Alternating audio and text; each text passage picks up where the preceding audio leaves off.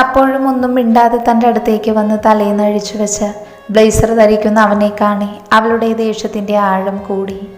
എന്നാൽ ദേഷ്യം കൊണ്ട് വിറയ്ക്കുന്ന അവളെ നോക്കിയൊന്ന് പുച്ഛിച്ച് ചിരിച്ചതിന് ശേഷം യാദവ് അവളുടെ അടുത്തേക്ക് വന്ന് പറഞ്ഞു, വെറുതെ അലറിയുള്ള ആരോഗ്യം കൂടെ കളയണ്ട. ഞാനിവിടെ സ്ഥിരതാമസത്തിനൊന്നുമല്ല വന്നത്, നിന്നോട് ചിലത് പറയാനാണ്. പുച്ഛത്തോടെ പറയുന്നതിനോടൊപ്പം അവൻ്റെ കണ്ണുകൾ അവളുടെ കഴുത്തിൽ കിടക്കുന്ന താലിയിലേക്ക് നീണ്ടു. നിന്റെ തന്ത അയാളോടുള്ള പകയുടെ പേരിൽ നിന്റെ കഴുത്തിൽ കെട്ടിയതാ ഞാനിത്. അവളുടെ കഴുത്തിൽ തൂങ്ങിക്കിടക്കുന്ന താലിയിലേക്ക് നോക്കിക്കൊണ്ട് യാദവ് പുച്ഛത്തോടെ പറഞ്ഞു.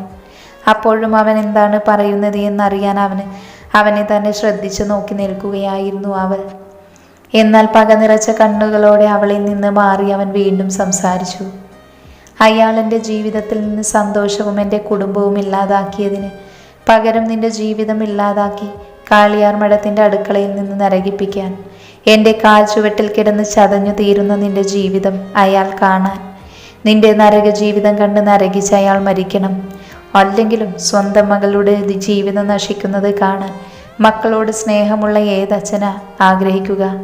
നിന്റെ തന്തയ്ക്കാണെങ്കിൽ ആണായും പെണ്ണായും നീ ഒരുത്തി മാത്രം. ഉത്തമനെ ഞാൻ അന്വേഷിച്ചു വന്നു, നാളെ തൊട്ട് കാണുന്നതാ നിന്നോട് അയാൾക്കുള്ള വാത്സല്യം. അപ്പം നിനക്ക് നൊന്താലേ അതിനേക്കാൾ ഇരട്ടി അയാൾക്ക് നോവും. അപ്പോഴല്ലേ എനിക്ക് അയാൾ ജീവിതകാലം മുഴുവൻ നിന്നെ മുന്നിൽ നിർത്തി വേദനിപ്പിക്കാൻ കഴിയൂ. അതായിരുന്നു എൻ്റെ ആഗ്രഹം. നിന്നെ ഓർത്ത് വർഷങ്ങളോളം നീറി അയാൾ മരിക്കണം. എൻ്റെ അച്ഛൻ അനുഭവിച്ചത് വിശ്വാസവഞ്ചനയും അപമാനവുമാണെങ്കിൽ അയാൾ നരക ജീവിതം ജീവിക്കണം. അത് പറയുമ്പോൾ അവൻ്റെ കണ്ണുകളിൽ പകയുടെ അഗ്നി ആളിക്കത്തുകയായിരുന്നു. ഉത്തമനോടുള്ള വെറുപ്പും പകയുമാണ് അവൻ്റെ വാക്കുകളിൽ മുന്നിട്ട് നിൽക്കുന്നത് എന്ന് ആമിക്ക് മനസ്സിലായി. എന്നാൽ ഇത്ര പെട്ടെന്ന് ജീവിതം അവസാനിപ്പിക്കാൻ ഒരു ഭീരുവാണ് നിന്റെ അച്ഛനെന്ന് ഞാൻ അറിഞ്ഞിരുന്നില്ല.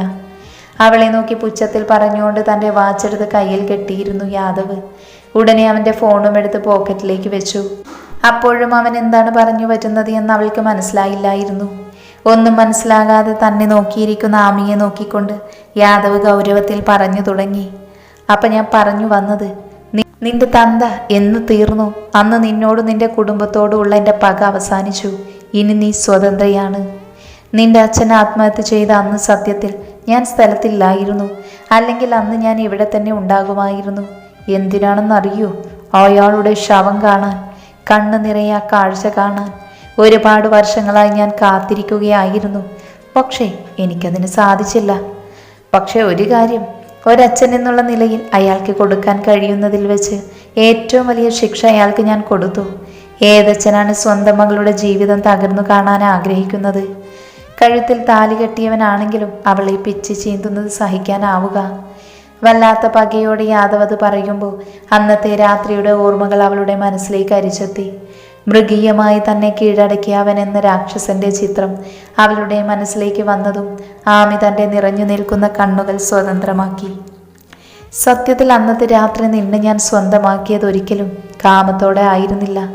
അങ്ങനെ ആയിരുന്നുവെങ്കിൽ എൻ്റെ കിടപ്പറയിൽ എൻ്റെ ഇഷ്ടത്തിനായിരം സ്ത്രീകളെ എനിക്ക് കിടത്താമായിരുന്നു. എന്നാൽ ആദ്യമായും അവസാനമായും ഒരു പെണ്ണിനെ യാദവാഗ്നെ സ്പർശിച്ചിട്ടുണ്ടെങ്കിൽ അത് നിന്നെയാണ്. എന്നാൽ അതൊരിക്കലും കാമം കൊണ്ടോ അല്ലെങ്കിൽ സ്നേഹം കൊണ്ടോ അല്ല, തീർത്താൽ തീരാത്ത പക കൊണ്ട് മാത്രം. അത് പറയുമ്പോൾ മുഷ്ടി ചുരുട്ടി തൻ്റെ ദേഷ്യം നിയന്ത്രിച്ചു അവൻ. എന്നാൽ ഈ വാക്കുകളെല്ലാം കേട്ട് തകർന്നിരിക്കുകയായിരുന്നു അവൾ. അവളുടെ കണ്ണിൽ നിന്നും ഒരു തുള്ളി അടർന്നു താഴേക്ക് പോയി. എന്നാൽ അതൊന്നും മൈൻഡ് പോലും ചെയ്യാതെ അവൻ പറഞ്ഞു, പിന്നെ ഇന്നലെ വന്നത് ഈ ഗെയിം ഇവിടെ അവസാനിപ്പിക്കാൻ. ഇനി നീയും ഞാനും തമ്മിൽ യാതൊരു ബന്ധവുമില്ലെന്ന് നിന്നെ ഓർമ്മിപ്പിക്കാൻ. അപ്പോൾ ഇനി യാദവാഗ്നയുടെ ജീവിതത്തിൽ ആമിക്കൊരു റോളുമില്ല. എല്ലാം ഇവിടെ അവസാനിച്ചു. പറയുന്നതിനോടൊപ്പം അവളെ പുച്ഛത്തിൽ നോക്കുന്നുണ്ടായിരുന്നു അവൻ. അപ്പോൾ ഇനി യാത്രയില്ല, നമ്മൾ ഒരിക്കലും കാണാനും പോകുന്നില്ല. ഇനി യാദവിൻ്റെ ജീവിതത്തിൽ നിനക്കൊരിക്കലും സ്ഥാനമുണ്ടാവില്ല, ഒരിക്കലും. അവളെ നോക്കി പുച്ഛത്തിൽ അത് പറഞ്ഞ് തൻ്റെ ഫോണും കയ്യിലെടുത്ത് മുൻപോട്ട് നടന്നു യാദവ്. ഒന്നവിടെ നിന്നേ. ആമിയുടെ ഉറച്ച ശബ്ദം ആ മുറിയിൽ അലയടിച്ചതും പിടിച്ചു കെട്ടിയതുപോലെ അവൻ അവിടെ നിന്നു. എന്നാൽ അവനെ നോക്കി തൻ്റെ നിറഞ്ഞു നിൽക്കുന്ന കണ്ണുകൾ തുടച്ചുകൊണ്ട് ആമി പറഞ്ഞു, എന്തായാലും എല്ലാ ബന്ധവും ഉപേക്ഷിച്ചു പോകുവല്ലേ? അപ്പോൾ നിങ്ങൾ എൻ്റെ കഴുത്തിൽ കെട്ടിയ ഈ കൊലക്കയർ കൂടെ അഴിച്ചുകൊണ്ട് പോവണം. എന്നാൽ അവളിൽ നിന്ന് ഇങ്ങനെ ഒരു കാര്യം പ്രതീക്ഷിക്കാത്ത യാദവ് അവളെ അവിശ്വസനീയതയോടെ നോക്കി. ഉടനെ അവനെ നോക്കി പുച്ഛത്തിൽ അവൾ പറഞ്ഞു തുടങ്ങി. സ്ത്രീയെ ബഹുമാനിക്കാൻ അറിയാത്ത, താലിയുടെ മഹാത്മ്യം അറിയാത്ത ഒരു പെണ്ണിനെ പകയുടെ പേരിൽ പിച്ച് ചീന്തിയ നിങ്ങളുടെ താലി എനിക്ക് വേണ്ട. അതുകൊണ്ട് നിങ്ങൾ കെട്ടിയ താലി നിങ്ങൾ തന്നെ അഴിച്ചുകൊണ്ടു പോവണം. തന്നെ നോക്കി ധൈര്യത്തോടെ, അതിലുപരി ഉറച്ച ശബ്ദത്തോടെ പറയുന്ന ആമിയുടെ ഭാവം അവൻ ഞെട്ടലോടെ നോക്കി നിന്നു. ഇന്നലെ വരെ തൻ്റെ മുൻപിൽ തല താഴ്ത്തി നിന്നവളാണ്, തല ഉയർത്താൻ പോലും ഭയപ്പെട്ടവളാണ് ഇന്ന് തന്നെ നോക്കി വീറോടെ സംസാരിക്കുന്നത്. അതിനേക്കാൾ ഉപരി അവനിൽ ദേഷ്യം നിറച്ചത് തൻ്റെ താലി അവൾ നിരസിച്ചതിലാണ്.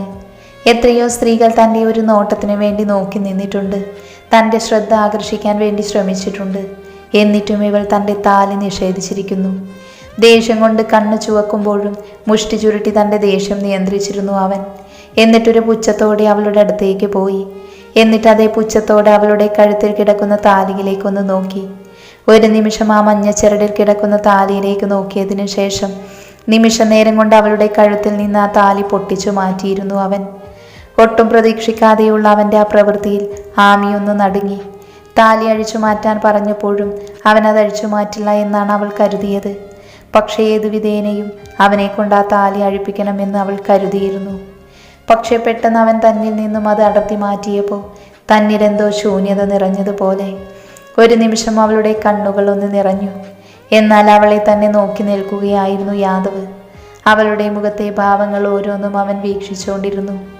അവളുടെ നിറഞ്ഞ കണ്ണുകൾ കണ്ടതും അവൻ പുച്ഛത്തിൽ ഒന്ന് ചിരിച്ചു. കാളിയാർ മഠത്തിൽ യാദവാഗ്നയുടെ താലി സ്വീകരിക്കാനുള്ള യോഗ്യതയൊന്നും ചതിയനായ ഉത്തമന്റെ മകൾക്കില്ല. അവളെ നോക്കി പുച്ഛത്തോടെ പറഞ്ഞുകൊണ്ട് ആ താലിമാല അവൻ തൻ്റെ പോക്കറ്റിലേക്ക് വെച്ചിരുന്നു. എന്നാൽ അപ്പോഴേക്കും അവളിൽ നിന്നൊരു തുള്ളി അടർന്ന് നിലത്തേക്ക് വീണു. വാശിയോടെ ആ കണ്ണുനീരിനെ തുടച്ചു നീക്കിയതിനു ശേഷം അവൾ അവനെ ദേഷ്യത്തോടെ നോക്കി. എന്നിട്ട് വീറോട് പറഞ്ഞു, കാളിയാർ മഠത്തിൽ മാധവ മേനോൻ എന്ന നിങ്ങളുടെ അച്ഛൻ എല്ലാം തികഞ്ഞൊരു ശുദ്ധനായിരുന്നു. അദ്ദേഹത്തോട് എൻ്റെ അച്ഛൻ ചെയ്തത് വലിയ തെറ്റ് തന്നെയാണ്, ഒരിക്കലും പൊറുക്കാൻ കഴിയാത്തത്. പക്ഷേ നിങ്ങൾ എന്നോട് ചെയ്യുന്നത് ഒരിക്കലും ഒന്നിൻ്റെ പേരിലും ന്യായീകരിക്കാൻ കഴിയില്ല.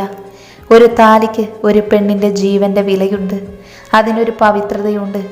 എന്നാൽ നിങ്ങൾ അതിനെ അപമാനിച്ചു. നിങ്ങളുടെ അച്ഛൻ ദേവനാണെങ്കിൽ നിങ്ങൾ അസുരഗണത്തിൽ പെട്ടതാണ്. അതുപോലെയാണ് നിങ്ങളുടെ പ്രവൃത്തിയും.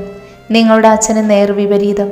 ആ വലിയ മനുഷ്യൻ്റെ മകനെന്ന് പറയാൻ പോലും നിങ്ങൾക്ക് യോഗ്യതയില്ല. അവൾ പറഞ്ഞു പൂർത്തിയാകുന്നതിന് മുൻപ് യാദവ് അവളുടെ കവിളിൽ കുത്തിപ്പിടിച്ചു തന്നോട് ചേർത്ത് നിർത്തിയിരുന്നു. അവൻ്റെ കണ്ണുകളിൽ ആ നിമിഷം എരിഞ്ഞു നിൽക്കുന്നത് അഗ്നിയായിരുന്നു. അവളോടുള്ള ദേഷ്യത്തിൽ അവൻ്റെ മുഖം സൂര്യനെ പോലെ ജ്വലിച്ചു. ആ കണ്ണുകൾ ചുവന്നു പുറത്തേക്ക് വന്നതും ആമി അവനെ തന്നെ നോക്കി നിന്നു. എന്നാൽ അവളിൽ ഭയത്തിൻ്റെ കണിക പോലും ഉണ്ടായിരുന്നില്ല. തന്നെ ഒരു ഭാവഭേദവും ഇല്ലാതെ നോക്കി നിൽക്കുന്ന ആമിയെ കാണി അവൻ്റെ പുരികമൊന്ന് ചുളിഞ്ഞു. എന്നാൽ അവനെ നോക്കി അവൾ വീറോടെ സംസാരിച്ചു തുടങ്ങി.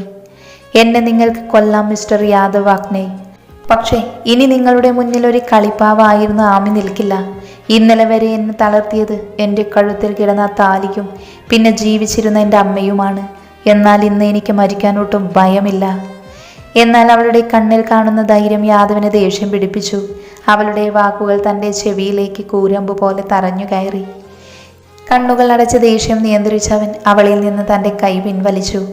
തൻ്റെ കവിളിൽ ശക്തിയിൽ മുറുകി അവൻ്റെ കൈ പിൻവലിച്ചതും ആമി ആശ്വാസത്തോടെ ശ്വാസമെടുത്തു. എന്നാൽ അപ്പോഴേക്കും യാദവ് അവളുടെ അടുത്തേക്ക് വന്ന് അവളെ തന്നോട് ചേർത്ത് പിടിച്ചിരുന്നു. വേണ്ട വേണ്ട എന്ന് വെക്കുമ്പോൾ നീ നിർബന്ധിച്ച് എന്നെ കൊണ്ട് ഓരോന്ന് ചെയ്യിപ്പിക്കുവാണല്ലോ. 15 മിനിറ്റ് മുൻപ് വരെ പാവം എങ്ങനെയെങ്കിലും ജീവിച്ചു പൊക്കോട്ടെ എന്ന് കരുതി. എന്നാൽ ഇപ്പോൾ അവളുടെ കണ്ണുകളിലേക്ക് നോക്കി പറയുന്നതിനോടൊപ്പം അവൻ്റെ മുഖത്ത് വിരിയുന്ന ഭാവത്തിൻ്റെ അർത്ഥം എന്താണെന്ന് ആർക്കും മനസ്സിലായില്ല. എന്തു ചെയ്യും? കൊല്ലുവോ? മരിക്കാൻ എനിക്ക് ഭയമില്ല. ഉറച്ച ശബ്ദത്തോടെ ആമി പറയുമ്പോൾ അവളെ നോക്കി പുച്ഛത്തിലൊന്ന് ചിരിച്ചിരുന്നു അവൻ. കൊല്ലില്ല, പകരം നീ ജീവിക്കും എൻ്റെ കൂടെ, എൻ്റെ ഭാര്യയായി കാളിയാർ മഠത്തിൽ. ഉറച്ച ശബ്ദത്തിൽ യാദവ് പറയുമ്പോൾ അവനെ ദേഷ്യത്തോടെ നോക്കി ആമി. എന്നിട്ട് അതേ ദേഷ്യത്തോടെ അവനെ പുറകിലേക്ക് തള്ളി. അത് നിങ്ങൾ മാത്രം തീരുമാനിച്ചാൽ മതിയോ? തന്നെ നോക്കി ദേഷ്യത്തിൽ ചീറുന്ന ആമിയെ തന്നോട് ചേർത്തുകൊണ്ട് അവൻ്റെ മറുപടിയും വന്നിരുന്നു. ഇനി നിന്റെ കാര്യത്തിൽ എല്ലാ തീരുമാനങ്ങളും എടുക്കുന്നത് ഞാനാണ്, ഞാൻ മാത്രം. അത് കേൾക്കെ അവൾ ദേഷ്യത്തിൽ അവനെ വീണ്ടും ആഞ്ഞു തള്ളി. എന്നാൽ അതൊന്നും യാദവിൻ്റെ രോമത്തിൽ പോലും ഏറ്റില്ല. എന്നാൽ അവൾ തൻ്റെ ശ്രമം ഉപേക്ഷിക്കാതെ അവനെ വീണ്ടും വീണ്ടും തല്ലിക്കൊണ്ടിരുന്നു. എന്നാൽ അവളുടെ പ്രവൃത്തിയിൽ ദേഷ്യം തോന്നിയ യാദവ് അവളുടെ കൈകൾ രണ്ടും കൂട്ടിപ്പിടിച്ചു. യാദവിൻ്റെ കൈ ആമിയുടെ കൈയിൽ ശക്തിയിൽ അമർന്നതും വേദന കൊണ്ട് അവളുടെ മുഖം ചുളിഞ്ഞു, കണ്ണുകൾ നിറഞ്ഞു. എന്തിനാ എന്നോടിങ്ങനെ? തൻ്റെ വേദന കൊണ്ടോ അതോ ഉള്ളിൽ നിറഞ്ഞു നിൽക്കുന്ന സങ്കടം കൊണ്ടോ അവളുടെ ശബ്ദം ഇടറുന്നുണ്ടായിരുന്നു. എന്നാൽ അവളെ തന്നെ നോക്കിക്കൊണ്ട് യാദവ് തൻ്റെ പാൻറ്റിൻ്റെ പോക്കറ്റിൽ നിന്ന് ആ പൊട്ടിയ താലി പുറത്തേക്കെടുത്തു. ഒരു നിമിഷം അവനെയും അവൻ്റെ കയ്യിൽ തൂങ്ങിയാടുന്ന ആ പൊട്ടിയ താലിയെയും ആമി കണ്ണെടുക്കാതെ നോക്കി നിന്നു. കഴിഞ്ഞുപോയ ഓരോ സംഭവങ്ങളും ഒരു തിരശീല പോലെ അവളുടെ മനസ്സിലേക്ക് വന്നതും അവൾ പോലും അറിയാതെ അവളുടെ കണ്ണിൽ നിന്ന് ഒരു തുള്ളി താഴേക്ക് പതിച്ചു. എന്നാൽ ആ താലി അവൾക്ക് നേരെ പിടിച്ചുകൊണ്ട് യാദവ് അവളോട് പറഞ്ഞു, പകയുടെ പേരിൽ നിന്റെ കഴുത്തിൽ ഞാൻ കെട്ടിയ ഈ താലിച്ചരടിന് പകരം കാളിയാർ മഠത്തിലെ അനന്തരാവകാശി അവൻ്റെ ഭാര്യയ്ക്ക് ചാർത്തി കൊടുക്കാൻ വേണ്ടി പൂജാമുറിയിൽ പൂജിച്ചു വെച്ചിരിക്കുന്ന ആ പാരമ്പര്യ താലി ഞാൻ നിന്റെ കഴുത്തിലേക്ക് ചാർത്തും, വൈകാതെ. അവളെ നോക്കി അത് പറയുമ്പോൾ അവൻ്റെ വാക്കുകൾക്ക് വല്ലാത്തൊരു ഉറപ്പുണ്ടായിരുന്നു. എന്നാൽ അത് കേൾക്കെ ആമിക്ക് തൻ്റെ നിയന്ത്രണം നഷ്ടപ്പെടുന്നത് പോലെ തോന്നി. ദേഷ്യം കൊണ്ട് തൻ്റെ സർവ്വശക്തിയും എടുത്ത് അവനെ ഊക്കോടെ തള്ളുമ്പോൾ ഒരഗ്നി പോലെ ജ്വലിക്കുകയായിരുന്നു അവള്. പ്രതീക്ഷിക്കാതെയുള്ള അവളുടെ തള്ളിൽ യാദവ് ഉലഞ്ഞുപോയി. അറിയാതെ അവൻ രണ്ടടി പുറകോട്ട് വേച്ചുപോയി. എന്നാൽ തല ഉയർത്തി നോക്കി അവൻ കാണുന്നത് തൻ്റെ മുൻപിൽ ദേഷ്യം കൊണ്ട് വിറയ്ക്കുന്ന ആമിയെയാണ്. എന്നാൽ പ്രതീക്ഷിക്കാതെ അവൾ വന്ന് അവൻ്റെ കോളറിൽ കുത്തിപ്പിടിച്ചിരുന്നു. എന്തിനാ എന്നെ വീണ്ടും ഇങ്ങനെ വേദനിപ്പിക്കുന്നേ? ഞാൻ നിങ്ങളോട് എന്ത് തെറ്റാ ചെയ്തത്? പറയാൻ എന്ന് പറയുന്നതിനോടൊപ്പം അവൾ അലറുകയായിരുന്നു. എന്നാൽ അവളുടെ കണ്ണിലേക്ക് നോക്കി ഒരു ഭാവഭേദവുമില്ലാതെ അവൻ മറുപടി, നീ എൻ്റേതായതുകൊണ്ട് നിനക്ക് ഞാനല്ലാതെ മറ്റൊരവകാശി ഉണ്ടാകാതിരിക്കാൻ വേണ്ടി എന്ന് പറയുന്നതിനോടൊപ്പം അവളുടെ കയ്യിൽ നിന്ന് തൻ്റെ കൈ പിൻവലിച്ചിരുന്നു അവൻ. എന്നാൽ അപ്പോഴും അവൻ പറഞ്ഞ വാക്കുകൾ നൽകിയ ഞെട്ടലിലായിരുന്നു അവൾ. അവളുടെ കണ്ണുകൾ നിർത്താതെ പെയ്തുകൊണ്ടിരുന്നു. അവളെ നോക്കിക്കൊണ്ട് അവൻ വീണ്ടും സംസാരിച്ചു തുടങ്ങി. എൻ്റെ ജീവിതത്തിൽ ഒരു പെണ്ണുണ്ട് എങ്കിൽ അത് നീയായിരിക്കും, നീ മാത്രം. വല്ലാത്തൊരു ഉറപ്പുണ്ടായിരുന്നു അവൻ്റെ വാക്കുകൾക്ക്. അവൻ്റെ കണ്ണുകളിൽ കാണുന്ന ഭാവം എന്താണെന്ന് ആ സമയം അവൾക്ക് തിരിച്ചറിയാൻ കഴിഞ്ഞിരുന്നില്ല. പക്ഷേ ആ വാക്കുകളിൽ നിറഞ്ഞു നിൽക്കുന്ന ഉറപ്പ് അവൾ തിരിച്ചറിഞ്ഞു. എന്നാൽ ദേഷ്യത്തോടെ അതിലുപരി വല്ലാത്ത പകയോടെ അവനെ തന്നെ നോക്കിയിരിക്കുകയായിരുന്നു അവൾ. എന്നാൽ ആ സമയം ഒരു ഉറച്ച തീരുമാനം അവൾ എടുത്തിരുന്നു. ഞാനിപ്പോൾ പോകുന്നു, പക്ഷേ വൈകാതെ വരും. എന്നിട്ട് നിന്നെ കാളിയാർ മഠത്തിലേക്ക് കൊണ്ടുപോകും എൻ്റെ ഭാര്യയായി. ഒരുങ്ങിയിരുന്നോ? അവളെ നോക്കി അത്രയും പറഞ്ഞതിന് ശേഷം അവൻ താഴേക്ക് പോയി. താഴെ യാദവിനെ പ്രതീക്ഷിച്ച് വെയിറ്റ് ചെയ്തിരിക്കുമായിരുന്നു സേവ്യർ. എന്നാൽ അപ്പോഴും അവൻ്റെ ഫോണിലേക്ക് ജിതൻ അഖിൽ എന്ന നമ്പറിൽ നിന്നും കോള് നിർത്താതെ വന്നുകൊണ്ടിരിക്കുമായിരുന്നു. പടികൾ ഇറങ്ങി വരുന്ന യാദവിനെ കണ്ടതും സേവ്യർ വേഗം സോഫയിൽ നിന്ന് എഴുന്നേറ്റു. എന്നാൽ സേവ്യറിൻ്റെ കണ്ണുകൾ യാദവിന് പുറകിലേക്ക് നീങ്ങി. സേവ്യർ, പോകാം. യാദവ് നടന്നിട്ട് മറ്റെന്തോ നോക്കി നിൽക്കുന്ന സേവ്യറിനെ നോക്കിക്കൊണ്ട് ഗൗരവത്തിൽ യാദവ് പറഞ്ഞതും സേവ്യർ വേഗം അവന് പുറകെ നടന്നു. സേവ്യർ കാറിലേക്ക് കയറി കാർ സ്റ്റാർട്ട് ചെയ്തപ്പോഴും അവൻ ഒന്നുകൂടെ വീടിനകത്തേക്ക് എത്തി നോക്കി. അവൻ്റെ നോട്ടത്തിൻ്റെ അർത്ഥം മനസ്സിലാക്കിയതുപോലെ യാദവ് അവനോട് പറഞ്ഞു, അവൾ കാളിയാർ മഠത്തിലേക്ക് വരാനുള്ള സമയമായിട്ടില്ല. യാദവിൻ്റെ ശബ്ദം കേട്ടതും വേഗം അവൻ്റെ കണ്ണുകളുടെ ശ്രദ്ധ മാറ്റി സേവ്യർ തൻ്റെ കാറ് മുന്നോട്ടെടുത്തിരുന്നു. ആ വീടിൻ്റെ ഗേറ്റ് കടന്ന് മുൻപോട്ട് പോകുമ്പോഴും രണ്ടുപേരുടെയും ശ്രദ്ധ ആ വീട്ടിൽ തന്നെയായിരുന്നു. സേവ്യറിൻ്റെ ഉള്ളിൽ ആമിയെ ഓർക്കുമ്പോൾ ഒരു സഹോദരിയോടെന്ന പോലെ വാത്സല്യവും സ്നേഹവും തുളുമ്പി. അവൾ തനിച്ചാണല്ലോ എന്നോർക്കെ അവൻ എന്തിനോ ഒരു അസ്വസ്ഥത തോന്നി.